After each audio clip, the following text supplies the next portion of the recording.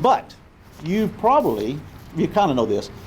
Christy Swade, Dr. Swade's wife back here, is an international jet ski champion.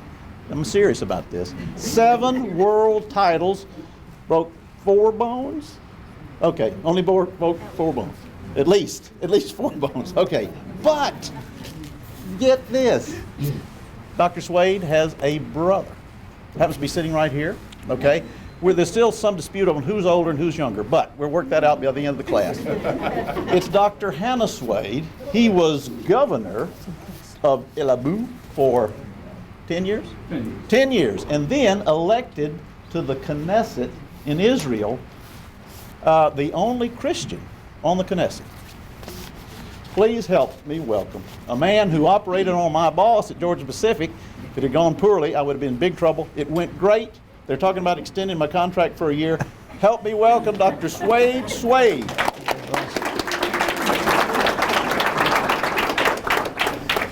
Thank you, Ross.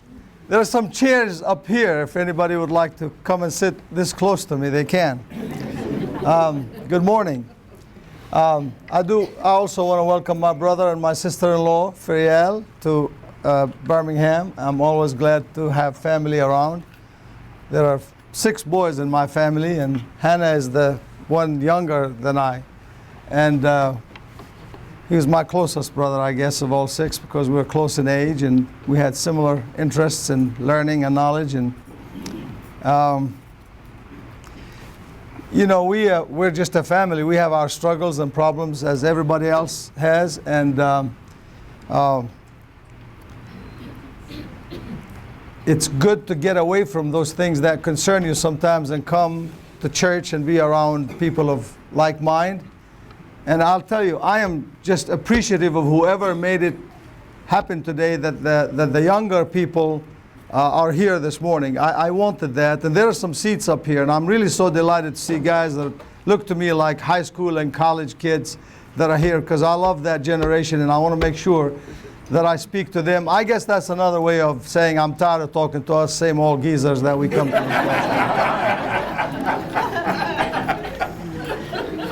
No, it's really great to see all of you. Look, I'll be honest with you. I've had a hard week in my personal life, and I've had a lot of things that are on my mind. And I had my lesson prepared a week ago. I was going to come and talk about the Church of Christ, where it had been and where it is and where I think it's going. And I wanted to talk about how much I enjoy when we sing out of the song hymnal of the church that we used this morning, and how we ought to bring that back. And I had all my lesson prepared. Then last Sunday, school teacher said, well, you know, Christy prepares the lessons for Swade anyway.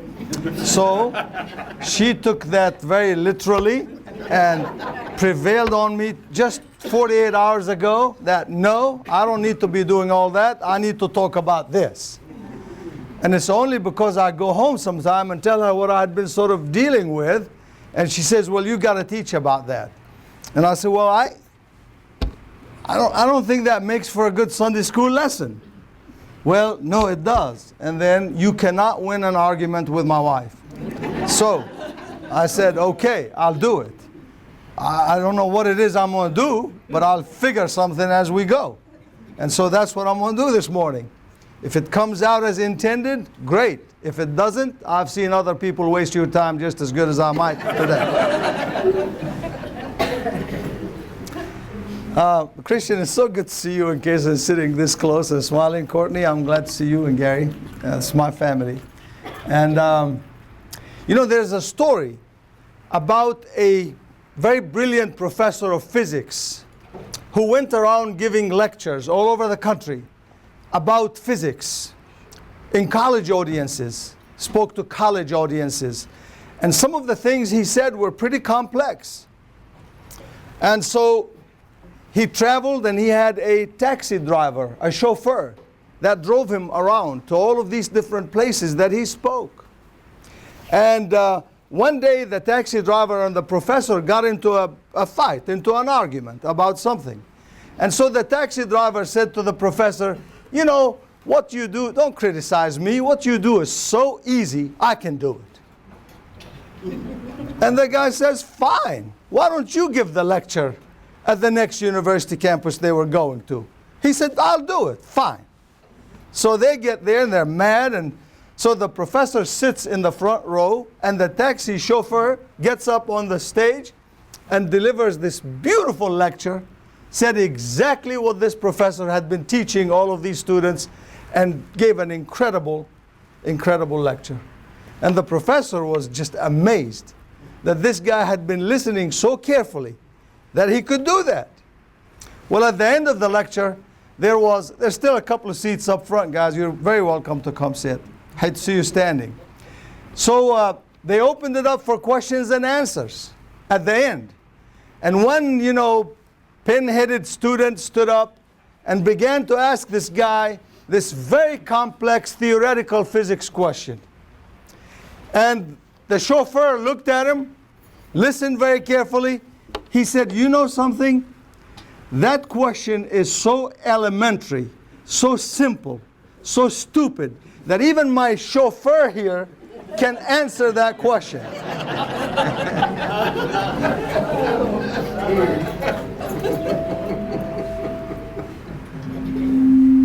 This is not a physics lecture, so don't any of you start asking me questions that I'll have to refer to my chauffeur to answer. I do not proclaim to be an expert physicist. I just want to make some points that I have been thinking about the last few weeks, and I want to share them with you.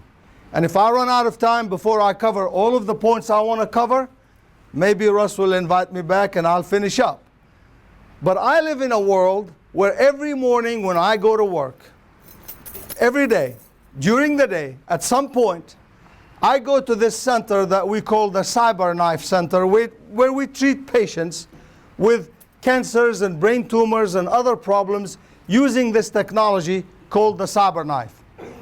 And every day, I don't know who your colleagues are at work, but I would guess some of them are people you enjoy talking football to. How many of you work with guys that you like to talk about football? Well, I envy you. See, you live a nice life because you talk about stuff that doesn't really matter.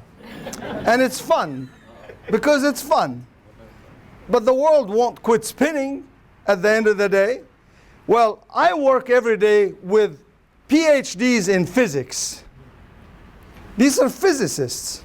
They're weird people. I love them, but they're weird. And every day we get into some concept that we talk about. Because I live in a world, really, that is not touchable. It's not seen. I use the power of radiation, of electrons. We do things with these electrons that we cannot see or describe really, but we do things with them, and we aim these electrons that produce energy called photons, and these photons actually penetrate somebody's skull and kill a brain tumor. We don't see the electrons. It's a hypothesis that they exist, but we know a lot about them and about what they can do, and even though we cannot see them, we see what the effects of their activity is in the lives of people.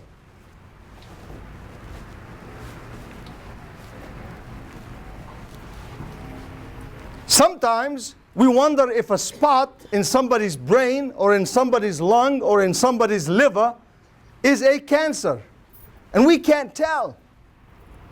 So we run a test on them. We call it a PET scan. How many of you have had a PET scan? Anybody? Had a PET scan. All right, a PET scan. What is a PET scan? Well, a PET scan is where we do a lot of things in order to create these things called positrons. PET, positron emission tomography. And we generate these little things called positrons. And these positrons interact with electrons, and they annihilate each other.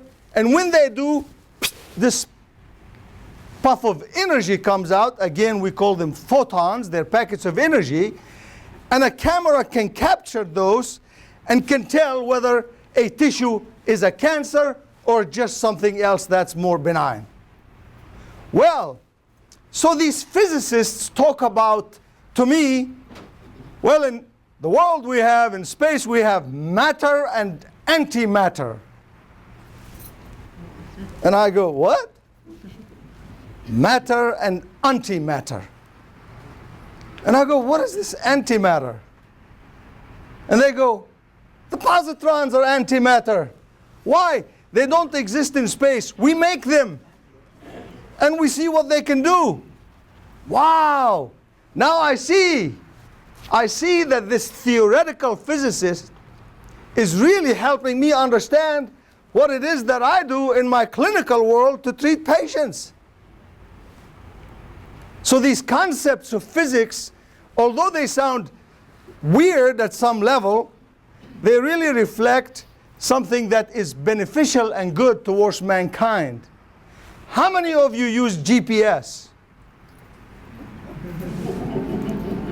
Everybody uses and knows about GPS, the Global Positioning System.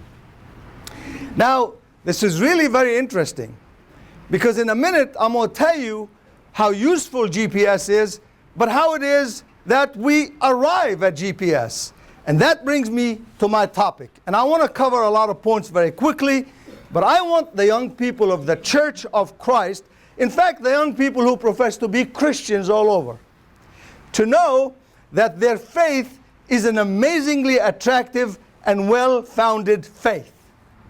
It's not a faith that is based on weak foundations, but one that is based on really good, intriguing scientific evidence. So let me tell you that back in the 1920s and the 1930s, less than 100 years ago, almost all the scientists in the world at that time believed that the universe had always existed like it is now. It's always been there. And they called that the steady state, or the cosmological constant. And then theories began to develop, and Einstein came along, and in the 1920s and the 1930s, things began to change. The question then became as to, was the universe always here like it is now, or something else happened? And so in the 20s and the 30s, the theory was developed by a physicist in Europe, Georges Lemaitre, who basically said, and I'm going to summarize it to you, that our observations today really are that the universe we live in is massive, and that it is not static and still, but in fact it's expanding all the time.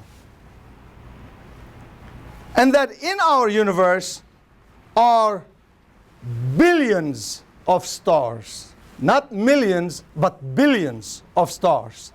And now we have the tools to observe all of this. And we know that space is expanding and changing all the time. So Lemaitre says, look, if space is expanding all the time and getting bigger, I want to reason that at some point it must have been smaller and smaller and smaller and smaller, until at some point in time it was so infinitesimally small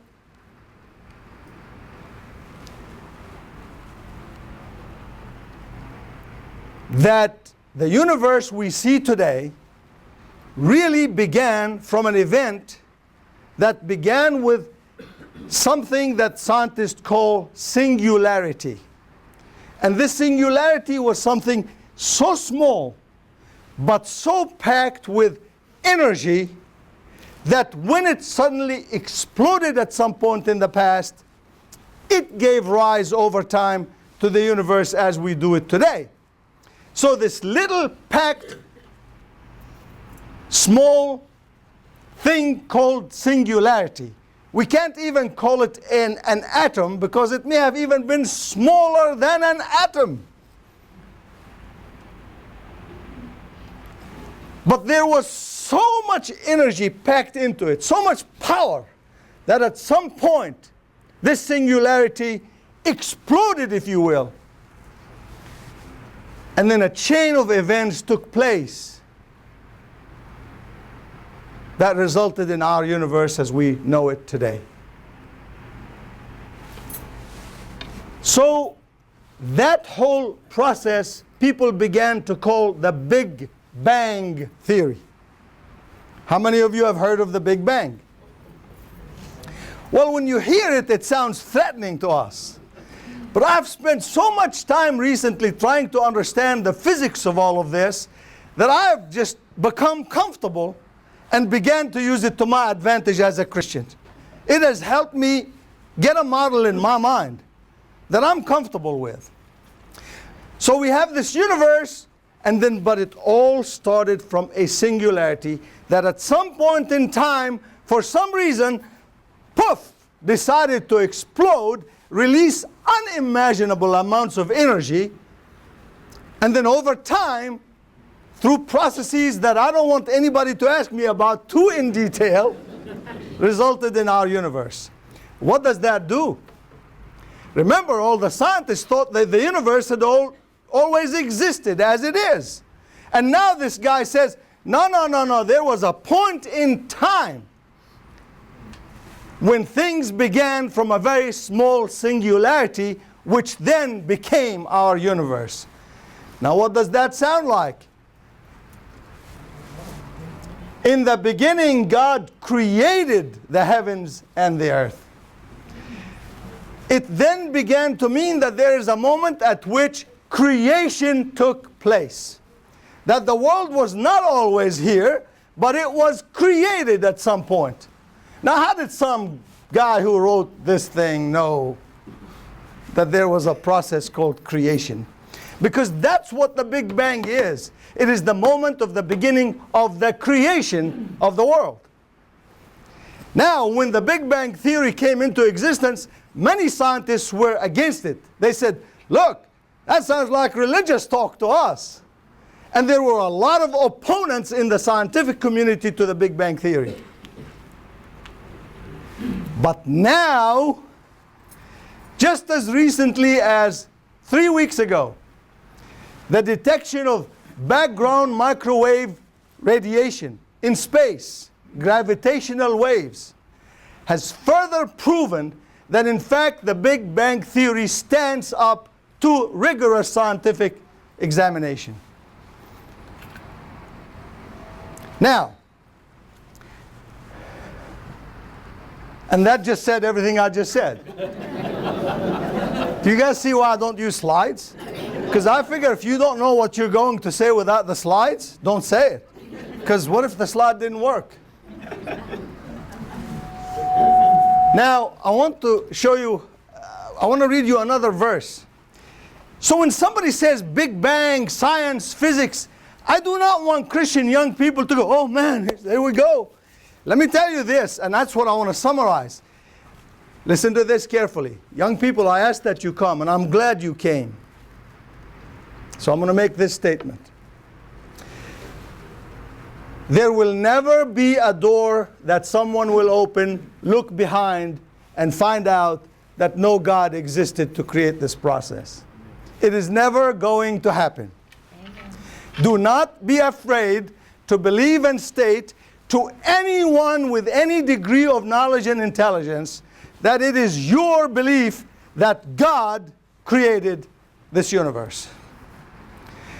And now I say that because I say to these physicists, all right, I'm with you. This happened, by the way, 13.7 billion years ago. Good? I'll go with you. And we go back, and the mathematical models explain all of this. And don't make fun of those mathematical models, because they are good. Don't be afraid of them.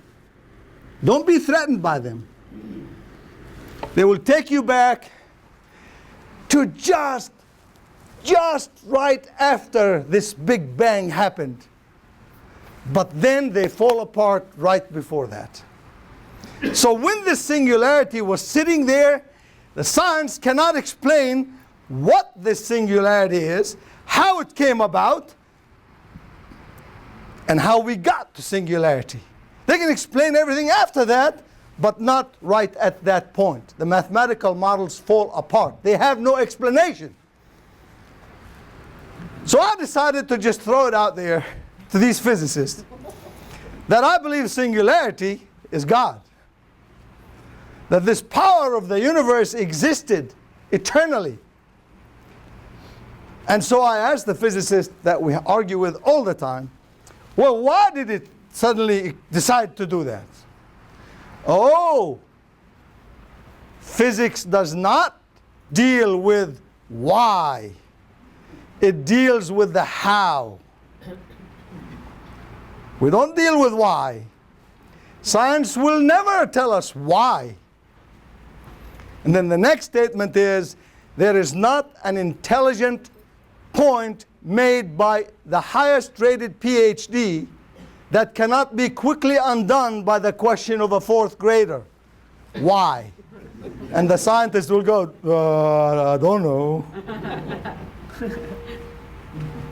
So there is a missing element in all of our scientific understanding that cannot be answered with pure mathematical formulas. That singularity is where things began, but how it got there, they don't know. Now, just quickly to tie the Bible into this, listen, 1:14, and God said, let there be light in the vault of the sky to separate day from night. And it was the fourth day in creation that God said that. Go to the next slide, Christy. So here's a model of the Big Bang. Singularity, it blows up, many things happen.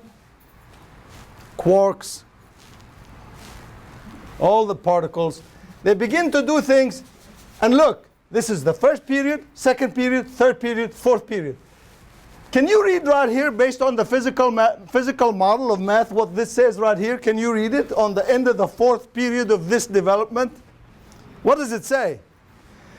Light appears for the first time in the physical model of the Big Bang theory. And what did the verse just say about light coming into existence on what day? The fourth day. That caught me as odd. I'm sure no one else has ever thought about it like this. Now I'm going to take credit for that. That will make it. Now, think about it. Light, perceptive light, at the end of the fourth period of this expanse.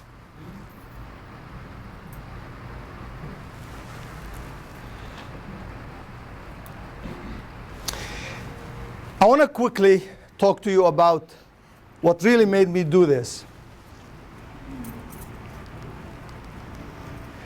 There's a concept in the general relativity of Einstein that talks about space and time. Space-time is what we call it.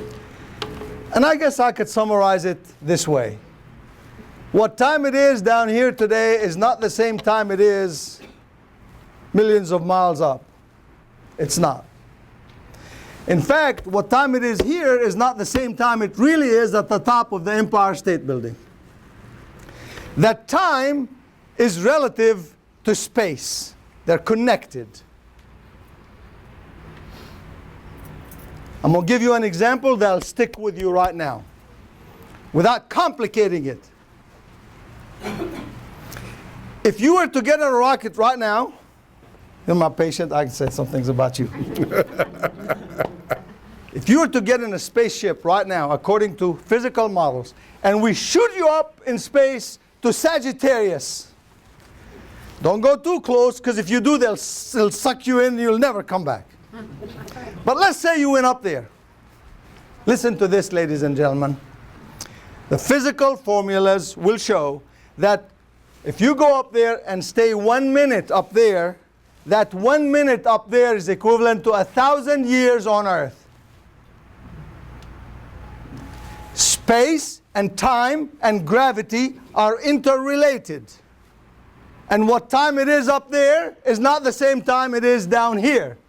And a minute up there, because of the things we know, is equivalent to 1,000 years. So, the way I got it illustrated is we told the female physicist out there at my center that she said, if you shoot me up to space and I come back, you and Eddie, the other physicist, will be 1,000 years old and I'll still be Gigi looking exactly like I do, and I have not aged but 1 minute.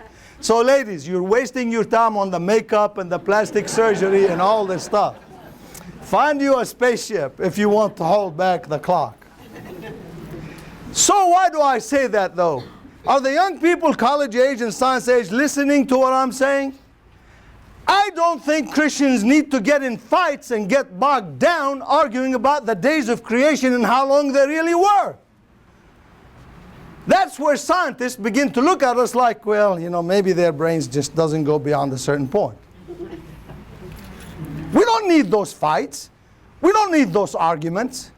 Because the Bible itself says, to God 1,000 years is like a day, and a day like 1,000 years. And I've just given you the laws of physics that say, hey, a minute up there could be. So we cannot build our faith on winning the argument that the days of creation have got to be 24-hour days. We cannot build our faith on that. It's all right not to believe that if you don't want to. I'll give you a really cool exchange between two great scientists, which will surprise you. So this Niels Bohr, who is a European physicist in the 1920s, he said that things really don't even exist until you look at them, and then they snap into existence. So he was in a big fight with Einstein about all these theories. So Einstein thought that was stupid, ridiculous. He said, so does the moon not exist until a mouse sees it? A mouse has got to see the moon before the moon is really there. Well, that's a nice question. Well, now Bohr's was pushing a theory different than Einstein's. He was pushing what we call quantum mechanics. And he basically said that the universe is a random process. Anything can happen at any time with these molecules. There's no certainty about what subatomic molecules are going to do. So he said that, and Einstein said to him, listen to this carefully, God does not play dice with the world. Can't be that random. But what word did Einstein use? God does not play dice with the world. And what did Bohr's, the Scandinavian scientist, shoot back at Einstein, whom he did not like? He said, Einstein, stop telling God what to do. I like that. Point is, if you want to believe that God created the world in these 6 days in the packages that are neatly arranged in your brain, okay. Not going to argue with you. God can do whatever He wants to do. If He can take an infinitesimal particle and create the universe out of it because there's so much energy packed into that little particle, He could do anything. So I will not argue with you if it makes you feel good to believe that those days are 24-hour days. My point is, do not be threatened when you are faced with your professors and scientists, if you go to colleges that tend to teach that way, if they say, I don't believe that, I believe a day could have been 1 billion years. Fine. Doesn't bother me. Because in my knowledge of things, I know that that singularity has got something to do with a power beyond understanding and measurement. And that's what I, in my life, call God. Now, it gets better. So now, the scientists have worked all this out right back to about 1/1000th of a second before singularity decided to do its own thing. Right? Nothing in mathematical models explains what happened at singularity and before singularity. We don't know. What was there then? Nobody knows. So now physicists are coming up with theories. And the most recent happens to come from Israel, from the Technion where Hannah studied. And these physicists there are very brilliant. So one guy now came up with a model. Go to the next one, Christy. Yeah, this one. So they say, oh, before the singularity existed, what existed was, listen to this, information. Information. So they came up with this system of bits, what they call bits of information, but they were in balance, the bits of knowledge and the bits of ignorance, they called them. And they were like balancing each other. And nothing happened. And this is what you call a steady state system. And then there was suddenly, for some reason, a break in the steady state system, and the bits of one kind overcame the other, and this, in a physical sense, created energy, which then created the singularity, which then created the universe. So, if the physicists have the right to come up with any idea they want to conjure and draw up a really nice complex chart that good old Bubba will never understand, I've got a simpler explanation. In the beginning, Chrissy, can you go to the next one? In the beginning was the Word. See, they say information. I say, the Bible says, the Word. What's the Word? It's information. It's knowledge. In the beginning was the Word. And the Word was with God. And the Word was God. The farther they delve in, the closer they come to realizing that this whole thing about knowledge, the Word, God, is back there working its magic to bring this world about. Now, I did all of this hopefully to encourage your faith as being solid and logical, to help you not be threatened or challenged or afraid of anything anyone might say as if they're suddenly going to catch you. Because it's not going to happen. Relax and be confident. But I also did this to tell you this story. So we debate for hours with my physicist, and I won't call them names because I understand this could be on YouTube and they'll see me. And by the way, I love them. They do great work. They do great work. So I was telling this physicist who is an agnostic, and I said, you know what? I'll tell you why I think God. I asked him, why did God? I said, I'm going to tell you what I think God created the world for. He said, what? I said, well, I'll tell you. I said, God did something that is so unimaginable, so amazingly magnificent. The power that He had to make this universe out of this quantum that you talk about. And the Bible says that He looked at what He created and He saw that it was really, really cool. Only thing is, He was the only one looking. Go to the next one, Christy.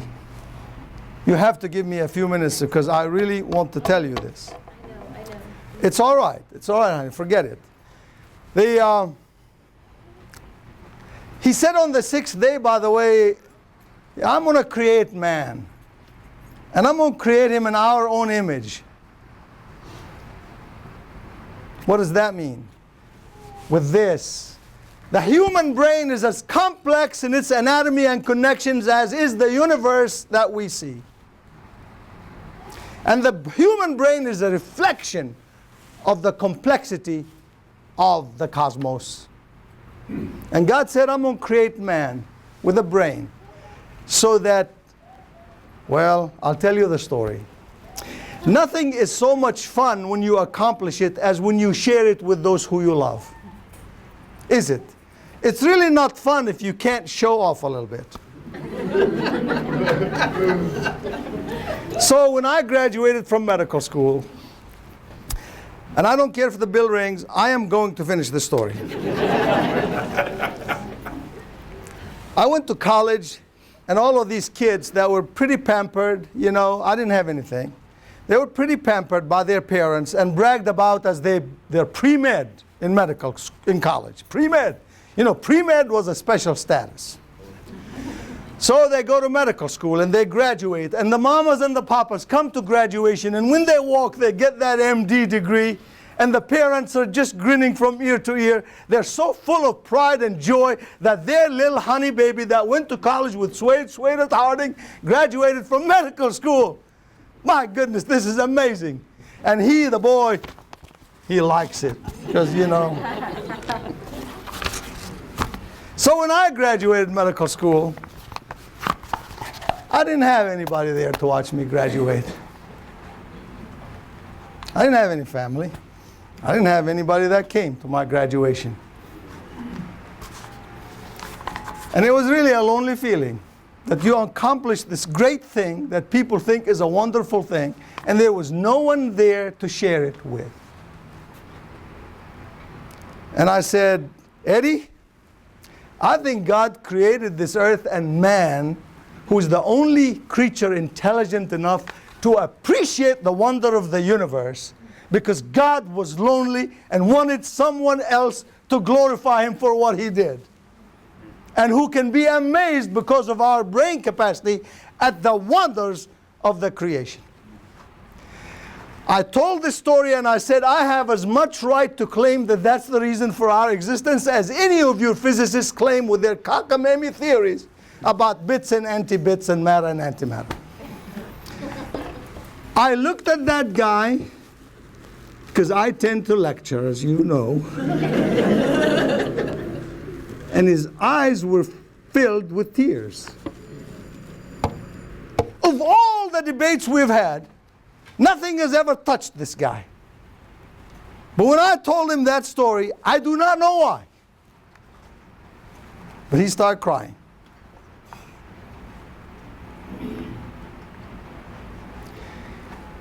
And it is my contention today that God gave us this incredibly complex brain so that we could stand in awe and wonder at His creation. But nothing is good unless you share it. So whatever it is that your faith is, it is no good unless it works in order to be seen and felt through the good works you do to affect the lives of others. You know, I tell the people who came asking for money about this and fuel that, you know, I'm a little bit sort of off by myself over here. I don't really get into all that. But I say, look, do not give me an explanation of what happened and why and how. Just tell me that you need my help and I could be a force for good. And I will do it. Because it's the only way in which we could share and reflect the goodness that God has bestowed us. It's the only way that we could show that the power of the universe can be exercised through the smallest act of compassion and kindness that we could bring into our lives.